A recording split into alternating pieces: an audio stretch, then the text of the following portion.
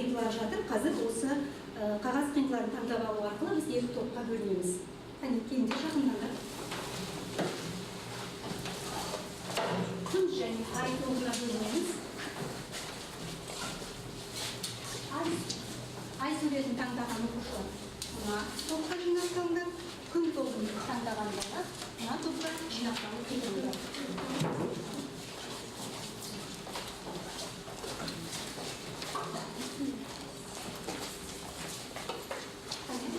Oyunlarımızda artık var. Onda күн тобына жинақталған оқушылар, мұнда ай тобына оқушылар. Енді олар топ басшысын сайлап алады. Күн тобының топ басшысы тәне өзара ақылдасып, араларынан кімді топ басшы деп сайлап аласыңдар. Bir ауыздан кімді таңдаймыз? Сәния. Жақсы. Күн тобының топ басшысы Сәния. Мұнда ай тобының топ басшысынан кімді таңдаймыз? Шахзода. Жақсы болады. Сабағымызды бастаймыз. Бүгінгі сабағымыздың тақырыбын өздерің анықтасаңдар деп отырмын. Мұнда слайдта берілген суретке қарай отырып, бүгінгі сабағымыздың тақырыбын анықтап көрейікші. Мұнда қандай суретті көріп отырмыз? Болжау әдісі арқылы кім айтады? Ай тобынан Мансұр айта ғой. Дастархан басына жиналып алған үлкендерді, аталарды, әжелерді, жастарды көреміз. Бір демек керек дастарханда қонақ болды. Жақсы, толықтырамыз ба? Жазылды. Үлкен қариялар батасын беріп отыр. Дастархан басында үлкен қариялар батасын беріп отыр. Иә, асқа бата беріп отыр. Күн тобы не дейді екен? Ол кең дастарханда қонақтар жиналып тұр. Үлкендер бата беріп тұр. Отырған қонақтарды байқауға болады. Дастархан басына жиналған қонақтар. Жақсы болады. Олай болса, бүгінгі біздің тақырыбымыздың, сабағымыздың тақырыбы қандай деп ойлайсыздар балалар? Қонақ жайлы, қонақ туралы әңгіме етеміз. Сабағымыздың тақырыбы қонақ келсе құт.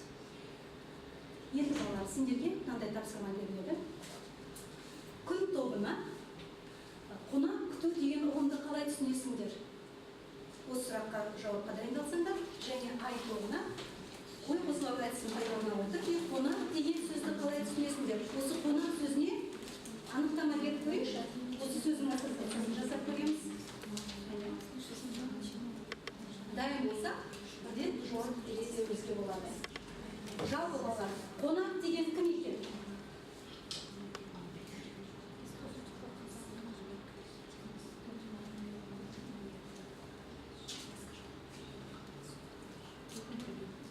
Жауап беріп көрейікші бірден. Кім ол қонақ? Қонақ ол құрметті ағайын. Қонақ ол құрметті ағайын. Үйге келген құрметті ағайын. Жақсы. Қонақ келсе үйде құт береке болады. Жақсы. Қонақ деген сөзге ассоциация жасаңыздар. Кім ол қонақ? Қонақ ол алыстан келген кісі. Иә, үйге алыстан жолаушылар келген кісі. Қадірлі кісі. Мейман. Иә, үйге келген мейманды біз кім деп атаймыз? Қонақ деп атаймыз. Жақсы, жауаптарың. Ал екінші күн тобына қонақ күту деген ұғымды қалай түсінесіңдер деген сұрау берілген. Қазақ қонақжай халық. Жақсы. Келген қонаққа төрде орын береміз. Арнайы қонаққа мал сойылады. Жақсы, Сәния. Келген қонақты жылы жүзбен сый құрметпен көрсетеміз. Иә, сый құрмет көрсетіп қарсы аламыз. Немора Беріледі. иә, келген Келген қонақты сусын, шұбат береді. Үйге кіргізіп шұбат. иә, келген қонаққа сусын, қазақтың ұлттық сусындарын ұсынады екенбіз. Жақсы балалар. Енді осы қонақ туралы қазір бір видеофильм тамашалап көрейік. Сендерге тапсырма осы фильмнің мазмұнына талдау жасаймыз. Сол себептен өте мұқият тыңдап отырыңдар. Халқымыз үйіне келген қонақты құдайы қонақ, арнайы қонақ, кезбе қонақ деп көреді. Құдайы қонақ алыс жолға шыққан, жолаушылап бара жатып, жол жөнекей түскен бір елдің сыйлы адамдары. Олар өздерін құдайы қонақпыз деп таныстырады.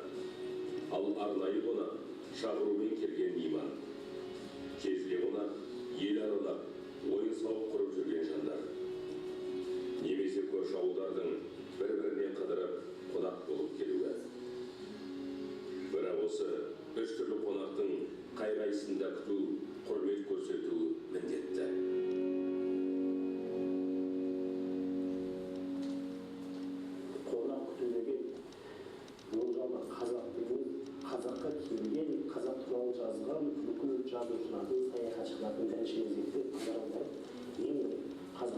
қасиет деп сипаттап өткен қонақтың ойын өткен қасиет, қонақжайлық қасиет. Бұны атамыздың баланың жазылмаған заңы. Қазақтың еншілі ұстының қасиет қонақжайлық Алашахан заманында берілді.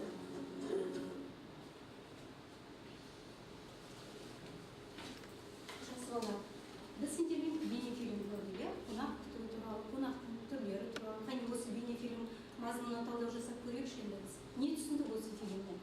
Шахзода? Қонақтың 3 түрі бар. Арнайы қонақ, құдай қонақ және кезбе қонақ. Құдай қонақ дегеніміз ол алыстан келіп, шаршап келген адамды құдай қонақпын деп келсе, құдай қонақ деп оған дастархан жайып, көрпе төсеп, төрге отырғызамыз. Тамағын беріп, сосын сипатын беріп, Сипат жасайды, жақсы Шахзода өзінің ойында жасайды, материалда. Тағы да кім айтады қалды? Тағы не түсіндіріп? Ол ел аралап, ойын сауық құрылып жүріп танысады. Ол құрып жүріп танысады. Кезбе қонақ ауылды кезіп жүріп, ойын сауық құрып жүрген қонақты біз кезбе қонақ немесе қыдырма қонақ деп атайды екенбіз. Жақсы отыра ғой. Күн тобынан кім отырады? арнайы қонақ деген ол әдейі шақырған туған туыс, дос-жаран, сыйлы құрметті кісілер. Жақсы. Тағы кім отырады, Сәния? Басқа елден келген ғалымдар, зерттеушілер қазақтың қонақжайлығын ерекше атап өткен.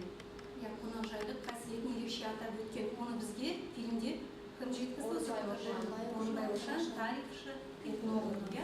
Міне қазақтың қонақжайлығын, дархандығын, кеңпейілдігін қазақ даласынан келген ғалымдар, саяхатшылар, зерттеушілер осы бір асыл қасиетін ерекше атап көрсеткен екен. Тапсырмамыздың келесі түрі бала мәтінмен жұмыс қазір тыңдауын. Қонақ келсе құттелеп мәтінін тыңдаймыз. Осы мәтін бойынша қонақ келсе құт. Қонақжайлық қазақ халқының ұлттық салт дәстүрінің бірі. Қонақжайлықтың негізгі белгілері бар. Олар адамдарды тіліне, дініне, ұлтына бөлмей, құрметпен қарсы алып, достық ықылас көрсету, адал ас дәмін ұсыну. Қазақ халқы ежелден қонақ десе ішкен асын жерге қоятын халық. Үйге келген мейманды қонақ деп атайды. Үй иесі бұрын танысын, танымасын, құдайы қонақпын десе болды, жылы шыраймен қарсы алып отырған. Оның үстіне қазақта қырықтың бірі қыдыр, қонақпен еріп құт ырыс келеді деген мәтелдер бар. Пейілі ақ, әрі кең адамдардан ғана қонақ жайлылықты күтуге болады. Қазақ қонақпенен бірге құт келеді деп сенген. Сондықтан халқымыз қонақты қарсы алу, шығарып салуға ерекше мән берген. Қонақты үй иесі қарсы алып, есікті өзі ашып, үйге енгізіп, соңынан өзі кіріп, есікті жабады. Бұл қонақпен еріп келген құт бірге кірсін дегені. Қазақ халқы қонақтарды арнайы қонақ, құдайы қонақ, қыдырма қонақ, құтты қонақ, ерулікті қонақ деп бөлген. Арнайы қонақ ол әдейі шақырылған ағайын туыс, дос-жаран, сыйлы, құрметті кісілер. Құдайы қонақ бұлар шалғай елден, алыс жерден жолаушылап жүріп, сапарында шаршап, тынығу үшін қонған тосын бөгде қонақ. Қыдырма қонақ үйден үйді, ауылдан ауылды кезіп, үлкенге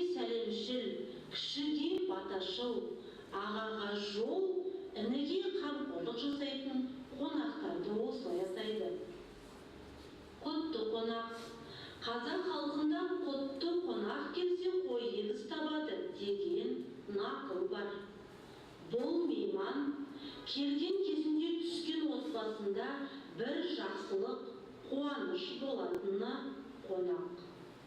Ерулікті қонақ. Қоныста отырған ауылсте көшіп келген отбасын құрметтеп, ерулік асқа шақырылған қонақты осылай атаған. Ең алдымен қонақтарға сусын, қымыз, шұбат берілген. Қонақтан әумин деп бата тілейді. Қонақ тамақ ішіп болған соң ауыл адамдары ауылдың алты ауызын айтып, қонақтың көңілін көтереді де кезекті қонаққа береді. Қонақ не өлең айтып, домбыра тартуы керек. Мұны қонақ кәде дейді. Қазақ халқының қонақ күту дәстүрі өскелең ұрпақты жастайынан көпшіл, мейірімді, үлкенді құрметтеп, кішіге қамқоршы болуды үйретуге өте зор ықпалын тигізген. Дастарханы мол, пейілі кең қазақ халқының қонақ жайлылығын бұрын соңды қазақ даласында болған саяхатшылар, ғалымдар және қызмет бабымен келген адамдар жоғары бағалаған. Жақсы балалар, мәтінді біз тыңдап алдық. Енді мынандай тапсырма, қазір мен сіздерге мәтін таратып беремін. Осы мәтін бойынша күн тобына берілетін тапсырма мәтіннің негізгі тақырыбын анықтайтын, негізгі ақпаратты, мәтіндегі негізгі ойды анықтай отырып жоспар құрасында, сол негізгі ойды анықтайтын сөйлемдерді табамыз. Дәптерімізді ашып, бүгін күні жазып қояйық, қазанның 20-сы. Ал ай тобына берілетін тапсырмада осындай жоспар құрып, негізгі ақпаратты анықтап аламыз. Осы таратылған мәтін бойынша жұмыс жасаймыз.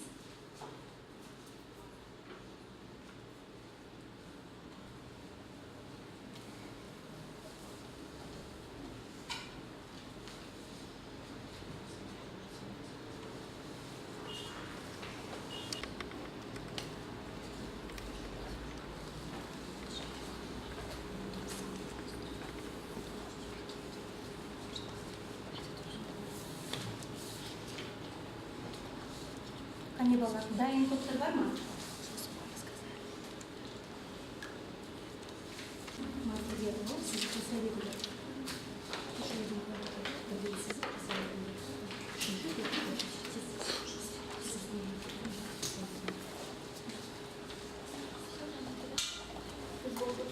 Күн тобы дайын екен, тапсырманы орындап қойды.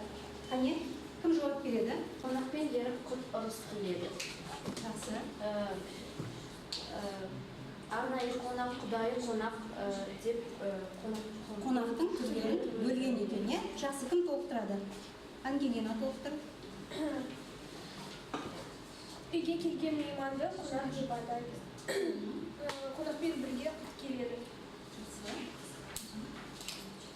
Ал, айгүл дайынсыз ба? Сіздер қандай ақпараттарыңызды негізгі ойды білдіретін сөйлемдерді. Қазақ халқында құтты қонақ иесі Даусын көші табады деген нақыл бар. Қонақ Не өлең айтып домбыра тартуы келеді. Дастарханы мол, пейілі кең қазақ халқының қонақ жайлылығын бұрын соңды қазақ даласында болған саяхатшылар, ғалымдар және қызмет бабымен келген адамдар жоғары бағалаған. Жақсы. Енді балалар, екінші тапсырма қандай еді? Мәтінге жоспар құру.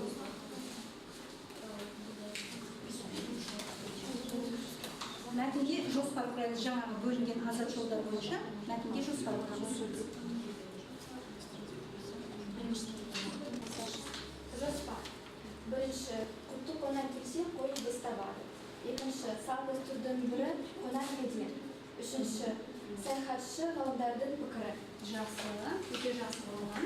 Ал күн тобының жоспарын тыңдап көрейік. Жоспар. Бірінші, қазақ қонақжай халық. Екінші, қонақпен бірге құт келеді. Үшінші, қонақтың түрлері. қонақтың түрлері. Енді балалар осы екі топ жауабымызды өзара бағалап көрейікші. Бас бармақпен бағаламайсыздар. Бағалап көрейікші, қане күн тобы ай тобына қандай баға қоямыз? 4 деген баға. Бәріміз бірдей бағалаймыз, қане? Нұрол, жақсы. Бәріміз жоғары. Бәріміз 4 деген баға қойдықта жақсы деп, Русалина ғана жақсы 5 деген баға қойды, е? Сәния, не себептен сендердің топтары ай тобына бұндай? Ай тобына 4 деген бағаны қойды. Олар бәрін дұрыс айтқан, мазмұнын толықтап айтқан, бірақ та толық мәтіндегі негізгі сөздерді толық ашылмаған.